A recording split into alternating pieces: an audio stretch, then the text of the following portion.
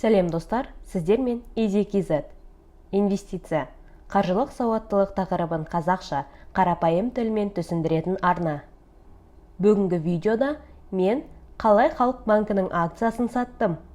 Ол үшін BCC Invest брокерін қалай қолдандым, соны көрсететін боламын.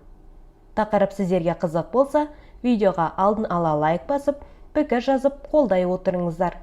Арнаның тіркелмеген көрермені болсаңыз, алда шығатын видеоларды жіберіп алмас үшін арнаға тіркеліп, қоңыраушаның үстінен баса кетуді ұмытпаңыздар. Рахмет! Бұл видеода сіздер BCC Invest брокерін қолданып, сатып алған акцияларыңызды қалай қайта сатуға болатынын көрсетемін. Негізі, Халық банк акциясын тек сіздерге мысал ретінде көрсету үшін сатып отырмын.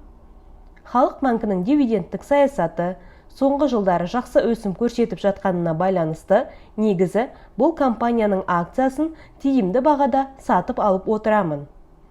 Бұл компанияның акциясы менің портфелімде шамамен 5%-ді құрайды. Араларыңызда Халық банкінің инвесторлары бар болса, бұл актив портфеліңіздің қанша пайызын құрайтынын пікірге жаза кетіңіздер. Ал мен BCC Invest қолданбасын қолданып, бағалы қағазды қалай сатуға болатындығын көрсетуді бастаймын. Ол үшін бірінші қолданбаға кіреміз. Кейін осы ашылған беттен инвестиция бөліміне өтеміз. Бұл бетте сіздің сатып алған бағалы қағаздарыңыздың жиынтығы, яғни портфеліңіз ашылады. Бұл менің портфелім. Енді осы жерден сіздер өздеріңіз сатқыларыңыз келетін бағалы қағазды таңдайсыздар. Ал менің жағдайымда мен Халық банкінің бір акциясын сатқым келгендіктен Халық банкі деген жазудың үстінен басып келесі бетке өтемін. Бұл бетте Халық банкі жайлы ақпарат ашылады. Яғни, бұл акциялардың менің портфелімде қаншасы бар, қанша теңге инвестицияланған, сатып алу бағасы және осы уақытқа дейін қандай табыстылық көрсетті. Ал төменгі жағында торговля бөлімінде осы акция нарықта қандай бағаға саудаланып жатқандығы көрсетіледі. Осы беттің төменгі жағын қарасақ, купить және продать батырмаларын көресіздер. Егер тағы осы акцияны алғыларыңыз келсе, купить батырмасын басасыз. Ал біз акцияны сатқымыз келгендіктен продать батырмасын басамыз. Осы батырманы басқаннан кейін сіздерде келесідей бет ашылады. Осы бетте қанша Халық банкінің акциясын қандай бағаға сатқымыз келетінін көрсетеміз. Мысалы мен бір акцияны 256 теңге 5 тиынға сататынымды көрсеттім. Кейін сату үшін осы беттің төменгі жағындағы перейти к продаже батырмасын басып келесі бетке өтеміз. Бұл бетте көрсетілген ақпараттың дұрыс екендігін тағы бір тексеріп шығып, көз жеткіземіз. Ескерту, бұл жерде тапсырыс тек нарық жабылғанға дейін белсенді болады. Егер осы уақыт аралығында тапсырыс орындалмаса, онда ол тапсырыс күшін жояды. Касседе жұмыс уақыты жұмыс күндері таңғы 10:30-нан кешкі 5:30-ға дейін екендігін тағы қайталап ескертемін.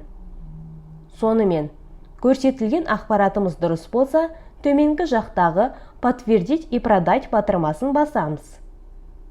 Сізге телефоныңызға сатуды жүзеге асыру үшін 4 цифрлы код жіберіледі. Сіз осы кодты 1 минут ішінде енгізіп, келесі бетке өтесіз. Бұл бетте сіздің сатуға тапсырыс бергендігіңізді көрсететін бет ашылады. Осыдан кейін вернуться в инвестиции деген жасыл батырманы қайта басып, басты бетке өтіңіз. Осы беттің жоғарғы жағында активные заявки деген бөлім пайда болады. Сол жерден тапсырысыңыздың орындалғанын немесе орындалмағанын көре аласыздар. Мысалы, сол заявкалар бөліміне өтіп, все деген бөлімшені ашсаңыз, тапсырысыңыз орындалған жағдайда исполнено деп шығады. Енді сіз акцияңызды сатқаннан кейін бірден сол ақшаны пайдалана алмайтындығыңызды естен шығармау керек. Кассе Т қосылған екі принципмен жұмыс істейтіндіктен, Бағалы қағазды сатқаннан кейінгі ақша шотыңызға 2 жұмыс күнінен кейін келіп түседі. Ал оған дейін инвестиция бөлімінде осылай ақшаның жақында шотыңызға аударылатындығы жайлы ақпарат көрсетіліп тұрады. 2 күн өткеннен кейін сатылған акция портфеліңізден жоғалып кетеді. Немесе жартысын ғана сатқан болсаңыз, саны өзгереді. Мысалы, менің жағдайымда 7 акцияның 6-ы қалғандығы көрсетілген. Оған қоса, сіздің портфеліңіздегі қаражат көлемі акцияның сатылған бағасына өседі. Оны деньги в портфеле деген жерден көре аласыздар. Сіздер де менімен бірге қайталап, бағалы қағазды сата алдыңыздар деген үміттемін. Видео сіздерге пайдалы болса, лайк басып, пікір қалдырып, қолдай кетулеріңізді сұраймын. Арнаның тіркелмеген көрермені болсаңыз, алда шығатын видеоларды жіберіп алмас үшін арнаға тіркелуді ұмытпаңыздар. Рахмет!